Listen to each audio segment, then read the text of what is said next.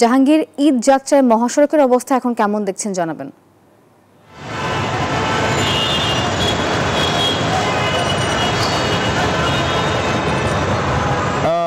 নাফিজা, ঈদ যতই ঘনিয়ে আসছে ততই কিন্তু আসলে যানজটের তীব্র আকার ধারণ করছে। আমি যদি একটু বলি যে ঢাকা ময়মনসিংহ এবং ঢাকা টাঙ্গাইল যে মহাসড়ক রয়েছে সেই মহাসড়কগুলোতে কিন্তু 32 জেলার লোক কিন্তু আসলে যাতায়াত করে এবং ঢাকা ময়মনসিংহ যে মহাসড়ক রয়েছে সেই মহাসড়কে কিন্তু ঢাকা ময়মনসিংহ মহাসড়কে তীব্র যানজট রয়েছে, কারণ বিআরটি যে প্রকল্প রয়েছে সেই প্রকল্পের কাজ কিন্তু এখনও চলমান রয়েছে। সেই চলমান থাকার কারণে কিন্তু এবারের ঈদে কিন্তু ভোগান্তি এবং যানজটের সংখ্যা রয়েছে। এবং আমি যদি একটু বলি যে ঢাকা টাঙ্গাইল যে মহাসড়ক রয়েছে সেই মহাসড়কে বিভিন্ন পয়েন্টে কিন্তু ঈদযাত্রার সময় কিন্তু যানজটের সৃষ্টি হয়।